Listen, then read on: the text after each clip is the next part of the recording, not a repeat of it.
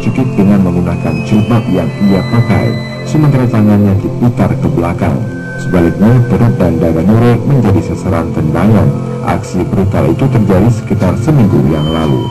Belum jelas bagaimana pengeroyokan itu bisa terjadi.